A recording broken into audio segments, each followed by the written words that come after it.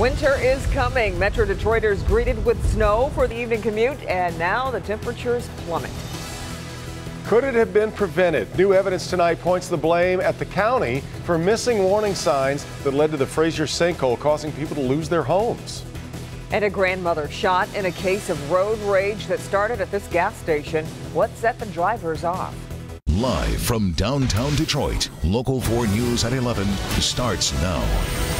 Well, chances are you saw some snowflakes on your way home tonight. This is what the evening looked like for folks in parts of Macomb and Oakland counties. We'll start there on Local 4 News at 11 plus 68 minutes. If that isn't enough to remind you winter is coming, it's going to be a chilly night ahead, Ben. Yeah, we're going to continue to watch those numbers drop as we head towards the bus stop and work tomorrow. Although if you're watching this and you've got to go to the bus stop in the morning, maybe time to hit the hay. 4 Live radar has got snow showers still going in parts of our south and west zone, although these are starting to dry up. Still possible we could see a flake as we get to the overnight hours, but generally we are going to be dry. Otherwise, temperatures, look at this, already in the 20s. In fact, here in our north zone at low 20s. Lapeer, Sandusky, Port Huron, all at 21 degrees. And you factor in the wind chills, and those winds are still brisk out there. Single digits already. Pontiac at 8, Flint at 9, and Sandusky at 8. Now, the winds will relax a little bit overnight as those temperatures drop. But nevertheless, by the time we get towards daybreak, we could be seeing even colder wind chills,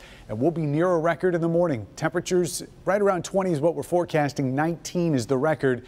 And don't forget, you can get your updated forecast first thing in the morning. Brandon Rue and the crew will be here in about 4 hours with Local 4 News today. Guys?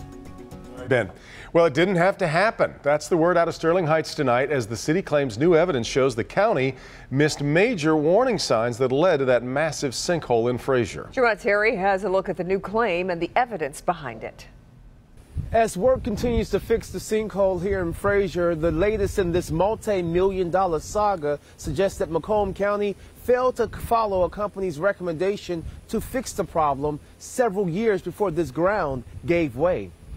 October marked 1 year since this neighborhood in Fraser became home for Mike Racine. Who would want to put up with this? It's been miserable. His house sits on the same block where the huge sinkhole started. I knew the sinkhole was going to happen. No, I would not have moved here. But the mayor of Sterling Heights, Michael Taylor, says someone did know it would happen. I mean, it's really infuriating to me because they were warned. Sterling Heights filed suit claiming taxpayers in their city should not bear any cost in this more than $70 million repair job. But now it alleges in 2013, Macomb County was told the sewer interceptor was suffering from severe corrosion by an engineering company. The engineer's words in that report said that if nothing is done, there will be a catastrophic collapse of this sewer line. 3 years later, it happened. The county knew about it and they did nothing. And for that reason, the mayor says Sterling Heights taxpayers should pay nothing.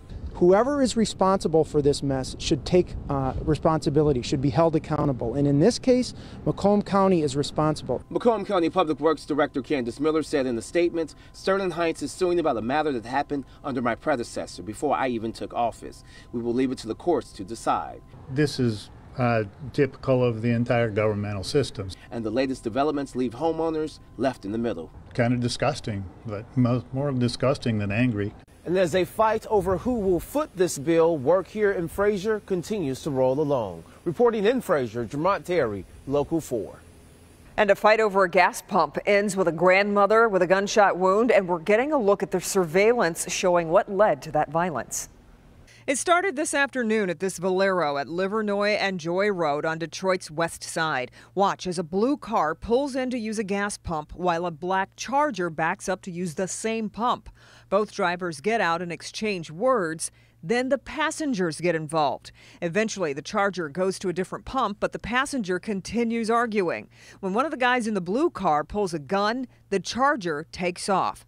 What happens next isn't caught on camera, but those cars cross paths again nearby, and the people in the blue car shoot at the Charger. Inside is the driver's wife, mother, and 3-year-old child. The perpetrator's vehicle sped up, approached them, and produced a rifle and fired one shot, which struck our adult female victim in the leg. That victim was the driver's mother, a woman in her 50s.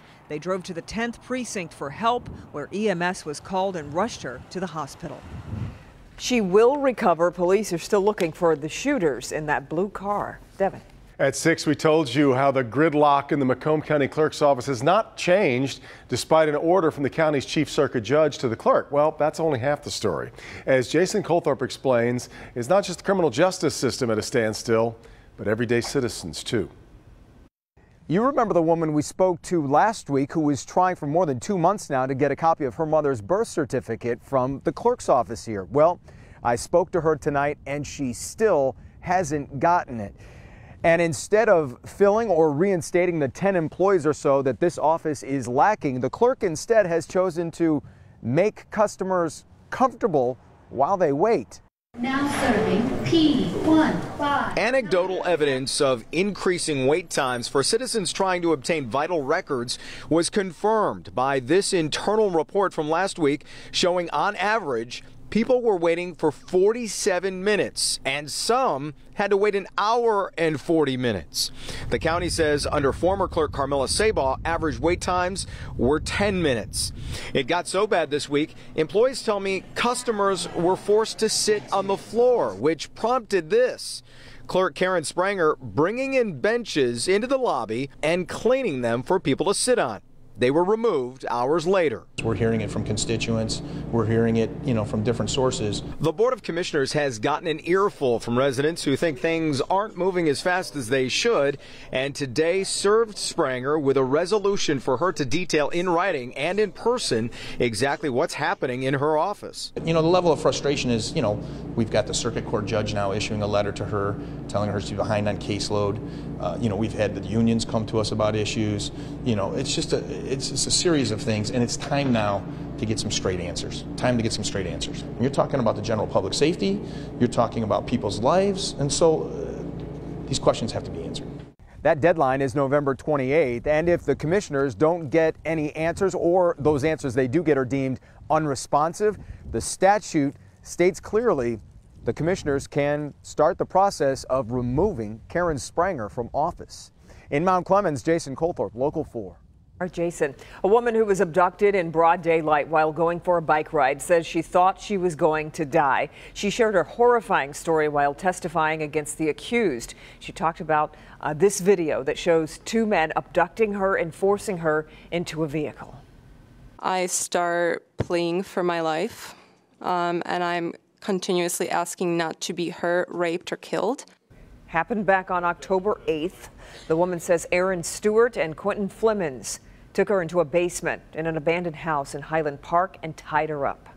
Tied my feet up with some kind of fabric and then hog-tied me with a wire. She convinced them to leave with her debit card. When they left, she escaped and eventually made it to a gas station to call police. Stewart and Flemons are charged in 3 assaults in 3 cities. This is our first look at the woman police say killed the manager of O'Reilly Auto Parts on Detroit's west side. Shantae Anderson made her first court appearance today. She's charged with 6 different counts, including murder. That in the deadly shooting of James Haller. Prosecutors say the surveillance video shows Anderson running out of the store after shooting Haller during a robbery. The man who helped Anderson while on the run was also arraigned, but police are still looking for Ebony McEwen Ross. There's the picture of her. She's also wanted in connection with the robbery. 2 remaining suspects in a violent street gang have turned themselves in. Carlos Davis and Daryl Key were wanted as part of an investigation into the Smoke Camp Street gang. They were among several wanted for violent crimes throughout Metro Detroit. The ATF raided several locations that ended with 12 arrests. One of 2 family members involved in a Macomb County corruption case admits to conspiracy. Chuck B. Rizzo pleaded guilty today to serious federal charges, including conspiracy to commit bribery and wire fraud. He's forfeited $4 million, facing a max of 10 years in prison. Prosecutors plan to ask for 6 years if he cooperates. But his plea deal also hinges on his father's plea agreement. If that falls apart, his does too.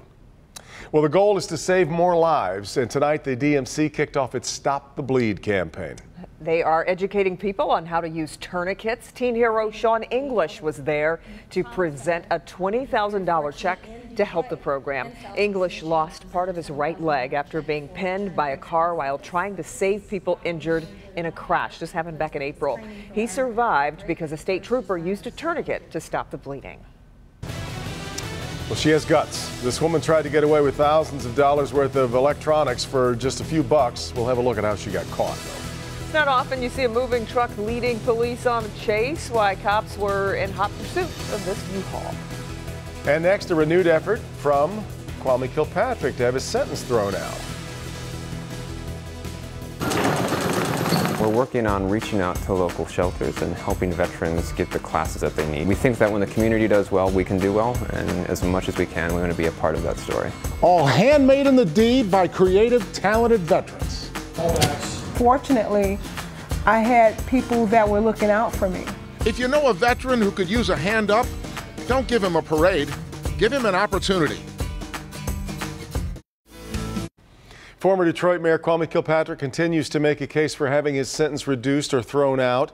He's filed a new motion with the U.S. District Court arguing that he didn't get a fair trial. And part of the reason, he blames his lawyer, Jim Thomas, for ineffective counsel. Kilpatrick's previous attempts to have his sentence tossed out have been rejected. A woman dragged by a man on an ATV in Addison Township. It happened on Pollyann Trail near Lake George Road. The woman who works for the trail was trying to take pictures of the man who was illegally riding the ATV in the area. Well, he tried to grab her phone, then crashed his ATV into her car.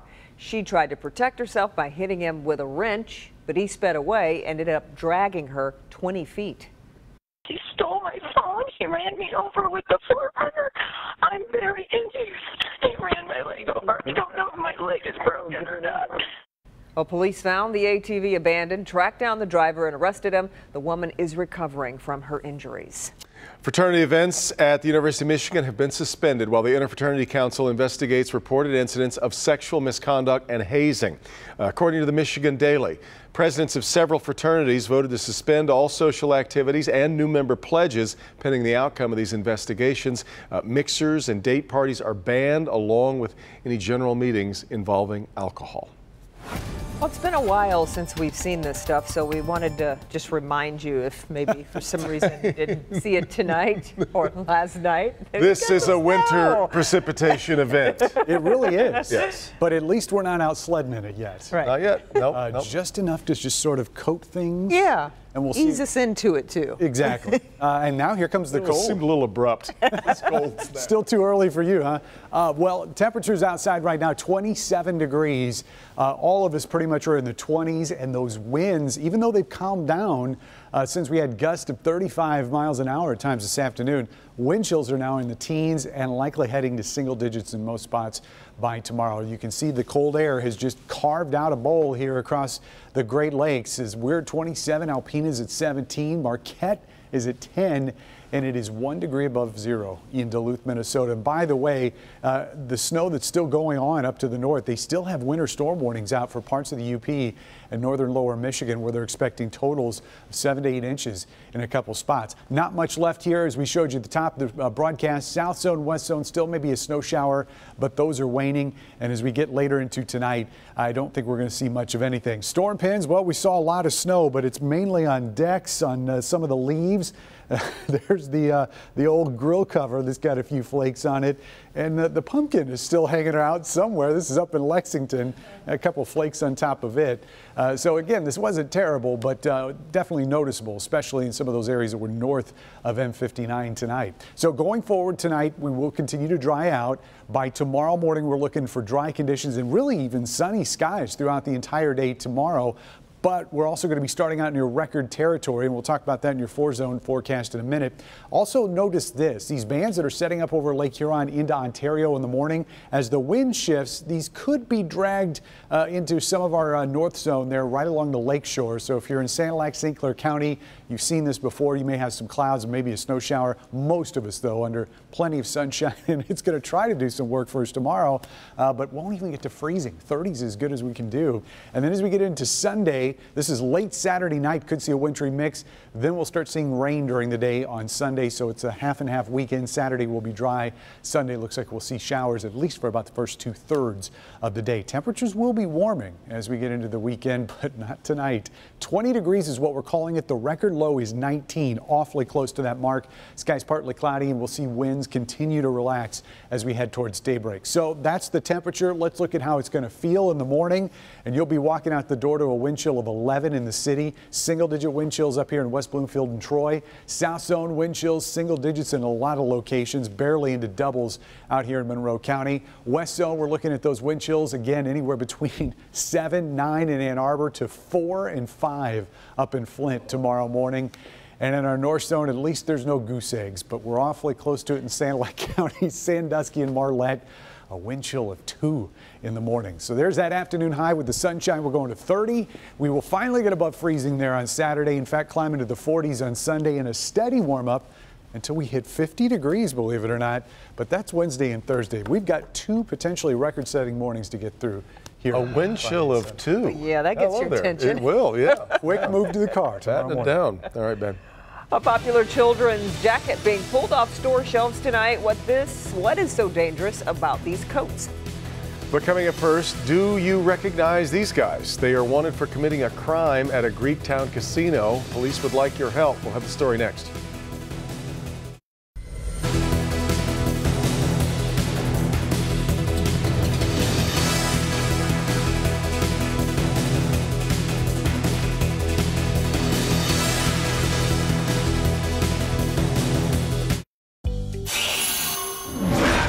Detroit police are looking for these 2 men. They're wanted in connection with an assault at the Greektown casino back in September.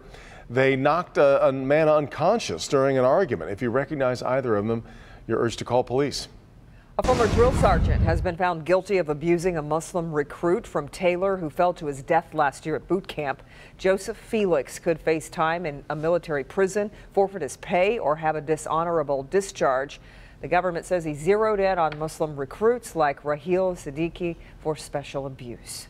A man suspected of setting more than 20 fires in northeast Detroit has now been arrested. Investigators say 40-year-old Marzine Porter is a serial arsonist.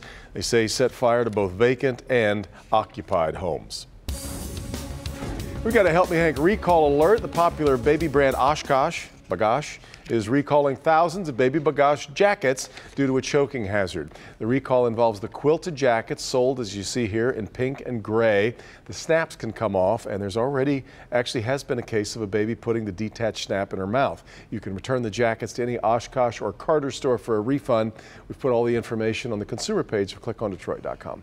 A woman in a stolen U-Haul truck led police on a chase in Los Angeles. Chopper video shows her driving wildly, then pulling into a crowded outdoor produce market.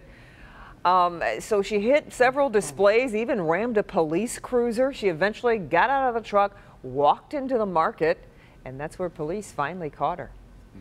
She tried to make her steal into a deal. A Florida woman arrested after trying to buy a computer for just $3. What could possibly go wrong? Police say 25-year-old Cheyenne West was swapping out barcodes on items at a Walmart, then tried to pay for them at the self-checkout.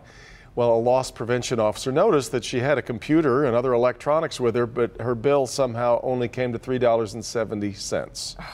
And she was quickly arrested. Boy. Florida. In Florida. Florida, apparently, yes. Never happens.